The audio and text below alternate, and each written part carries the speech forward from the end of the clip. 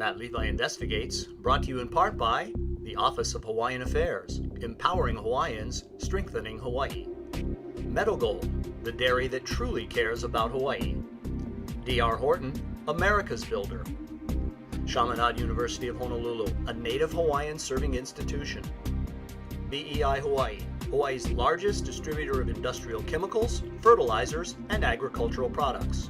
And HMSA, to keep our community informed and engaged, working together for positive change.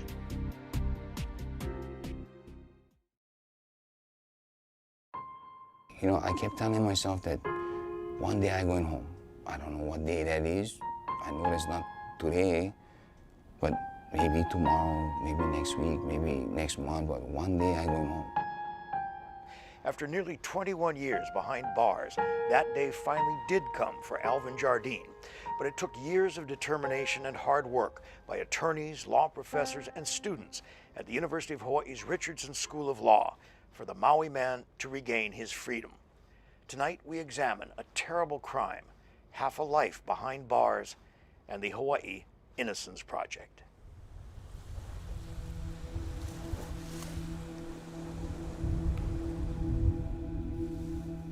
This is a Maui story with more twists and turns than the road to Kahakuloa. It begins one night in late December 1990 in the upcountry community of Haiku.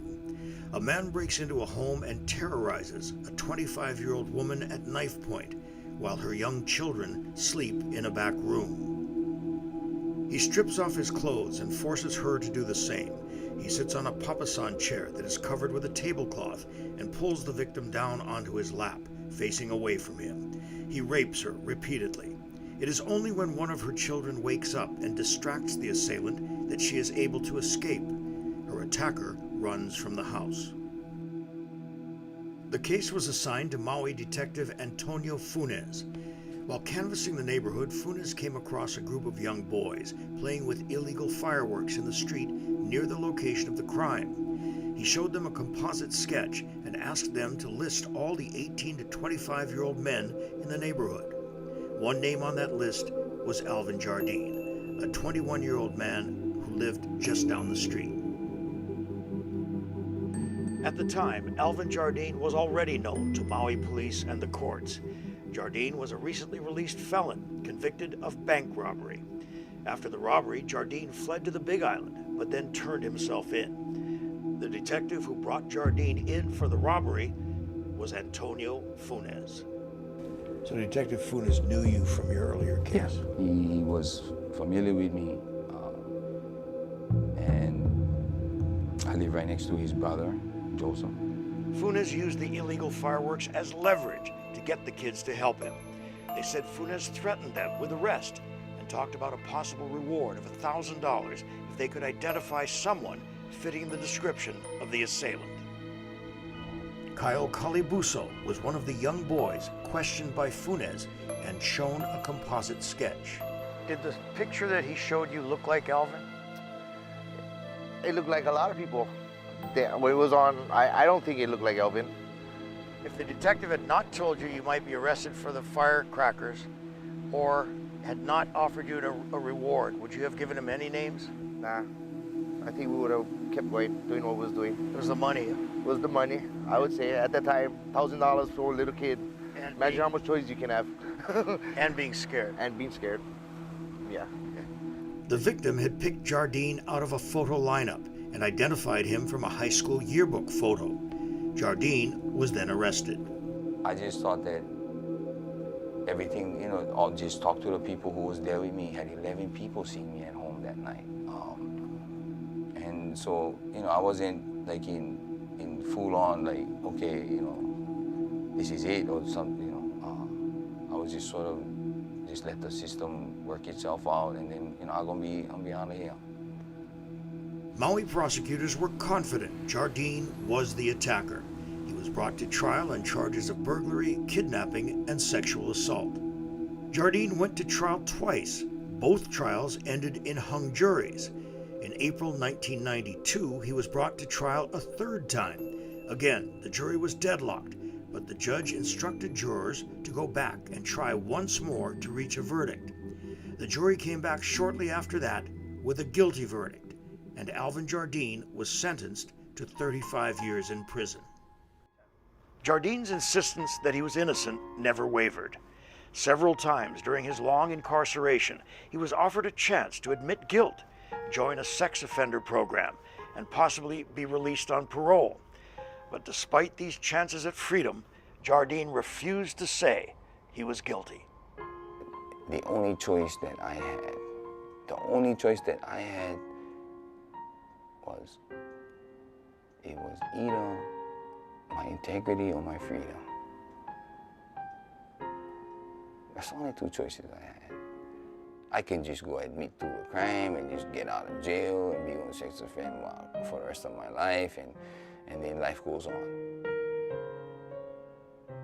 Or I can just do 35 years, max that charge out, come out 60, 62 years old, and figure it out then.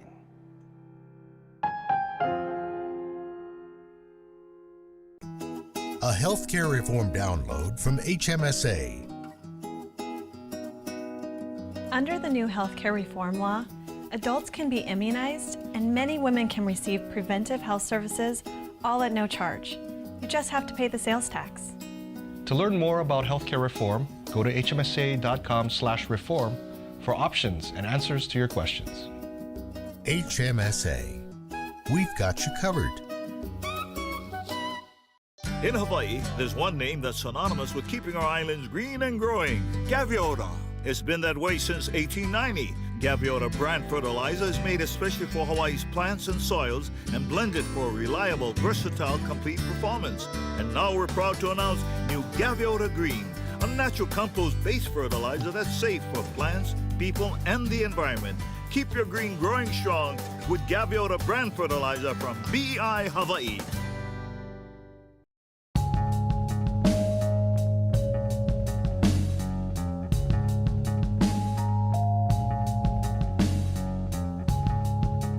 It's a way of looking at the everyday and the ordinary with a new perspective. Science is everywhere. Our students learn how to see the world, know the world, and change the world. Think science. Think Chaminade. What do you seek? What moves you? Being around for them? Impressing her? Competition? Some seek a wink and a smile, or long to fit into that perfect style. To those who climb mountains, or go with the flow, or fly to the moon and the stars, to be comfortable with who you are. What is your story? What moves you?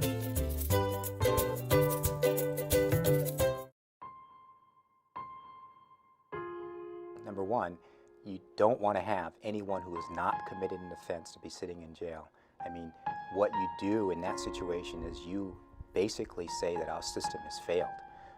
And we put a lot of money, we put a lot of effort in our system. We have the fairest system, we believe, in the world in terms of a court system. But having people who are convicted, who did not commit the offense, really tarnishes what we believe and what the citizens believe a system should work like. The National Innocence Project was started in New York by attorneys Peter Neufeld and Barry Scheck to exonerate wrongly convicted people through the use of DNA testing. The Hawaii Innocence Project, or HIP, was started at the UH Law School in 2005 by attorneys Brooke Hart, Susan Arnett, William Harrison, and Professor Virginia Hench, the program director. We exist to investigate claims of wrongful conviction where the person claims to be actually innocent.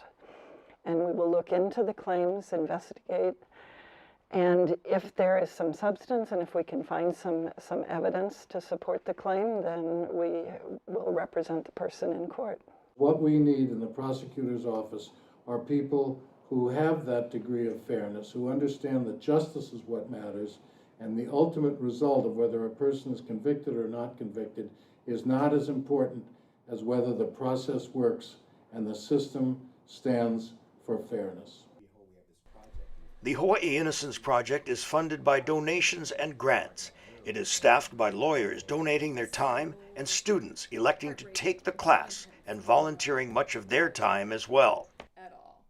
I thought our justice system was pretty good, and I think one of our former clients said it best, it shouldn't just be just a system, it should be a justice system, and that's what I've learned through this class, and people do get wrongfully convicted, and they count on us. They wake up every day hoping that we're going to do something, so it's been life-changing. I think the number one thing that I took away from this is just, if I need to be the one that's going to speak up, I should be the one that speaks up. And I don't think that, people deserve to be put in prison wrongfully just because of a prosecution record. I think what this class does is it forces you to understand the perspectives of people that don't get a fair shake in the system, and that there are mistakes that are made, and that there are profound mistakes that are made. This course takes a lot of effort. Above and beyond what they do in the classroom setting, they have to do on their own. In this room here, they have to go through reams of files, transcripts, they have to talk to witnesses, a lot of work that they undertake to be in this program, so they're very dedicated. What was it about the case that drew your interest? Well, there were several things, but one was that it was based on a cross-racial eyewitness identification, which is a common factor in very, very many exoneration cases. And there was DNA testing potentially available because there were many, many items that were listed that had been collected at the time that should have had DNA, but testing was in its infancy at the time of the case 20 years ago. So they weren't able to get any usable results at trial. Also, there were 11 witnesses who saw him at a different location, and I thought that had the ring of a case, that might have some substance, and we thought, well, we'll test the DNA and we'll see. Craig Jerome is a deputy public defender today, but when the Jardine case came to the Hawaii Innocence Project, he was a second-year law student. The Innocence Project was just starting. We had very little money. We were having a really difficult time getting the money to get transcripts of the trials. We were still trying to figure out whether or not these items of physical evidence that had been talked about and introduced at the trial had been preserved by the prosecutor's office. Once I really looked at the case, and I actually traveled to Maui and talked to some people that were friends of the family and people that had lived in the neighborhood, at that point I started to have really significant doubts about whether or not Alvin did this. As the months and years passed, Jardine was moved from Hawaii to different prisons across the mainland. His surroundings may have changed, but his determination to prove his innocence did not. I used to write these briefs, and the thing used to be so huge. And I'd make copies, and I used to make what, $30 a month, commissary, either working the laundry or sweeping floors, whatever. And I would use all that money for buy stamps, for buy typing ribbon and paper and pens and whatever I needed. Jardine began to see a glimmer of hope when he learned about the National Innocence Project. A couple weeks later, Virginia Hanks was in Mississippi saying, I'm Alvin's attorney, I need to speak to him, and they let her right inside. And I sat down in the visiting room for an hour and a half. I told her my story, and she believed me, man. My grandfather started working for Metagold back in 1923. My dad retired from Metagold after 30 years of service. I remember Dad telling me and my brother Matt about the importance of integrity and dedication, especially when it came to work. He believed that's what makes a person stronger. I guess you could say that had a big influence on me. I'm Frank Gaspar Jr., and this is Metagold and me. 3 generations and counting. Just 10 minutes from Kapolei, just past the Ko'olina Golf Resort, and a short walk from the beach, is the new home community of Sea Country. An 11-acre park, a featured daycare and retail center, and a community pool, all within walking distance from your new home. So what else does the lowest priced brand new single-family style homes on Oahu have to offer? Special financing to give you a better monthly payment. It's all here at Sea Country. A healthcare reform download from HMSA. With all the changes in the new healthcare reform law, you might be wondering where you can purchase your health plan. Starting October 1st, you can buy it directly from us at HMSA or at a new website being developed for the state of Hawaii. For more information, go to hmsa.com/reform. HMSA. We've got you covered. For more than 15 years, penitentiaries across the country were home to Alvin Jardine, before it appeared there might be any hope of proving his innocence. As the Hawaii Innocence Project got deeper into his case, the more inconsistencies seemed to present themselves. It appeared to me that for whatever reason, the police officer set out to build a case against Alvin and didn't really look at the discrepancy. It had already been a turbulent month for Detective Funes when he was assigned to the Haiku rape case. Just 11 days earlier, a confession obtained by Funes in a high-profile Maui strangulation murder was thrown out by a judge who strongly criticized the policeman for his handling of that case. The judge said Funes had denied the suspect his right to an attorney. And the victim testified several times, because there were 3 trials. She testified several times that the composite didn't look like the man who attacked her. Yet, because the composite allegedly looked like Alvin, that was why they focused on him. And she described the attacker as appearing to her to be Filipino. Alvin does not appear to be Filipino. She had overheard neighbors indicating that the picture, quote unquote, looked like Alvin. So she already had in her mind that the assailant may be this individual named Alvin. When the detectives approached her with the yearbook that had his photograph in it, they asked her to look through the yearbook and to see if anyone in the yearbook looked like the assailant. And so she did. She went through the yearbook page by page, and she picked out Alvin. Well, Alvin's picture had his name on it. The attacker was described as having no cuts or marks on his chest. Alvin had a big cut from a construction job he'd been doing where he had dropped a board, and the board, he wasn't wearing a shirt at the time, and the board had cut him on the chest. The prosecution's case was built in large part on the victim's eyewitness account of the assault. But Jardine's lawyers say eyewitness testimony is often unreliable. The lighting in the room was bad, and victims typically focus on the weapon and not the assailant. The strongest possible forensic evidence? DNA testing. In this particular case, we had requested to test, I think it was about 20, 25 items.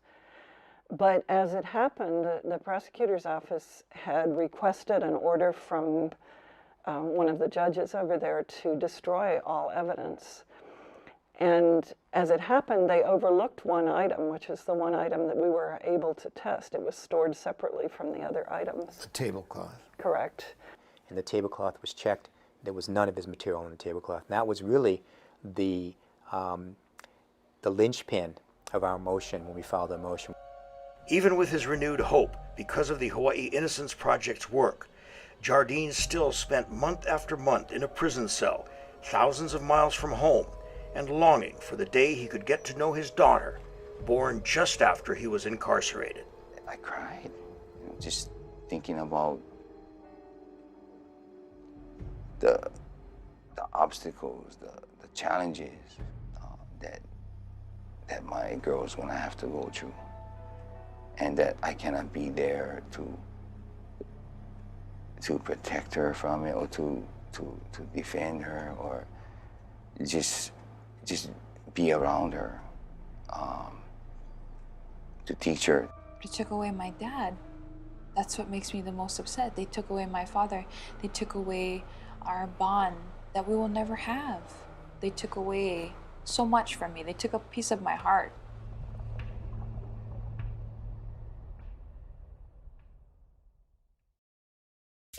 What moves you?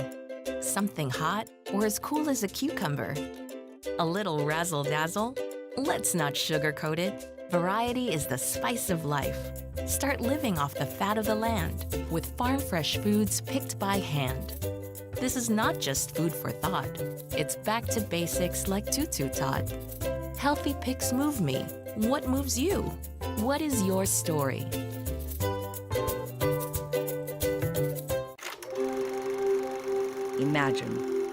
Imagine collaborating with a diverse group of people from different backgrounds who all share common values. A place where giving back to the community is not only encouraged, but expected. Where your professor is not just a teacher, but a mentor. Imagine a place where individual leadership is prized. Imagine Chaminade University. You may not know what we do or how we do it, but you're glad we do it. We're BEI Hawaii. We help you grow. We help you play. We even help keep pests away. From fertilizers to crop protection, specialty products, industrial chemicals, and pest control.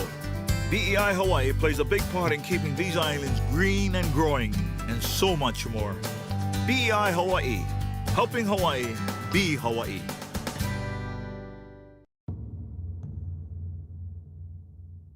The years of hard work by the Hawaii Innocence Project team were beginning to pay off. But despite the DNA evidence, Jardine would still sit through delay after delay before he could get another day in court. Finally, in 2011, he was brought back to Hawaii and into the Maui courthouse, unsure of exactly what might happen next.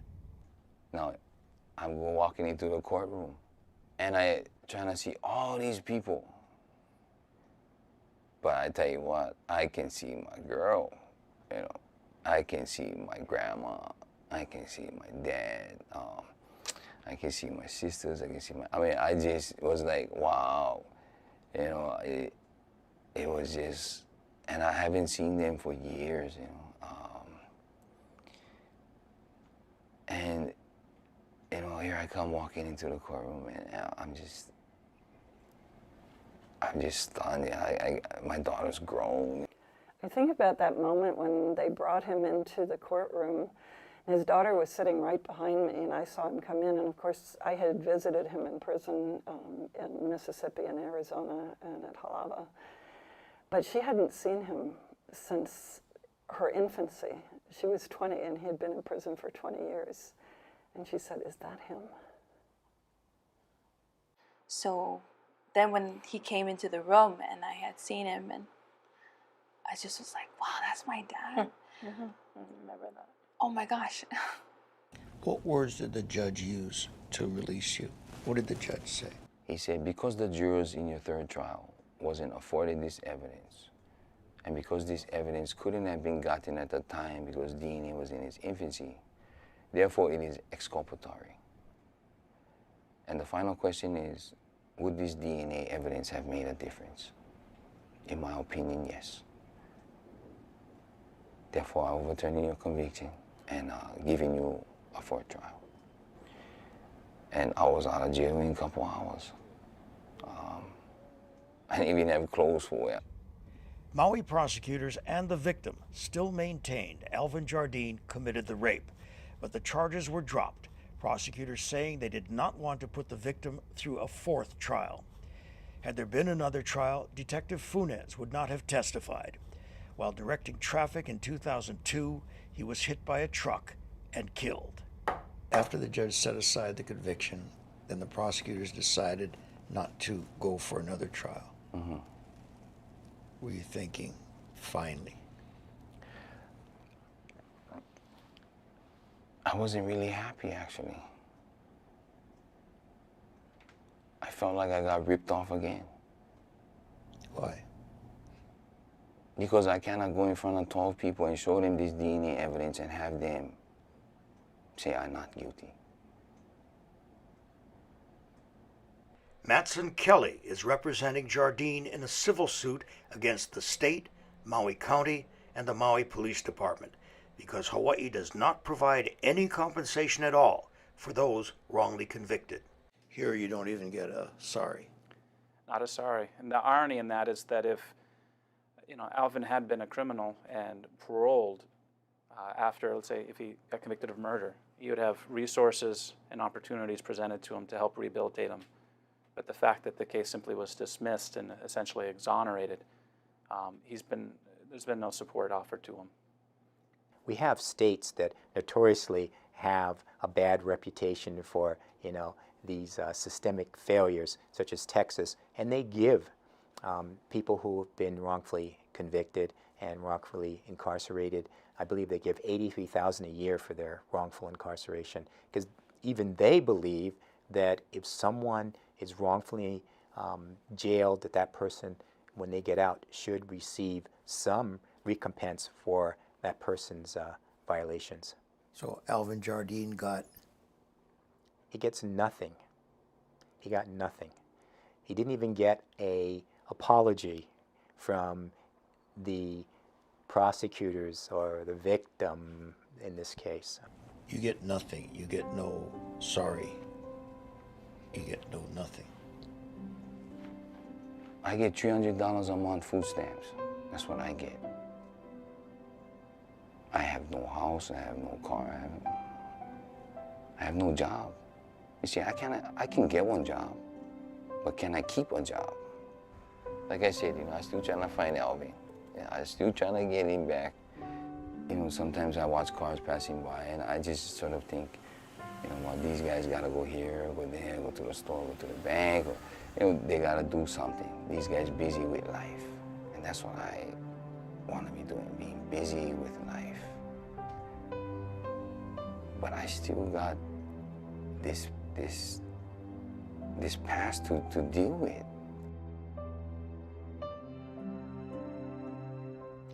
Maui prosecutors declined to be interviewed for this program because of the pending Jardine litigation. Thankfully, wrongful convictions are a small number of cases, but that is no consolation for the years lost to those doing time for crimes they did not commit. And again, unlike many other states, Hawaii's wrongfully convicted get nothing, not even an apology. Thank you for joining us. I'm Matt Levi.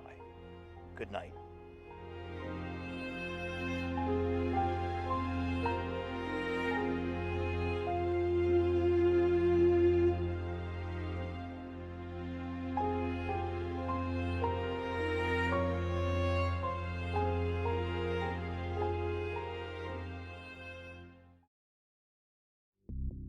Matt Levi Investigates, brought to you in part by the Office of Hawaiian Affairs, empowering Hawaiians, strengthening Hawaii. Meadow Gold, the dairy that truly cares about Hawaii. D.R. Horton, America's builder. Chaminade University of Honolulu, a native Hawaiian serving institution. BEI Hawaii, Hawaii's largest distributor of industrial chemicals, fertilizers, and agricultural products. And HMSA, to keep our community informed and engaged, working together for positive change.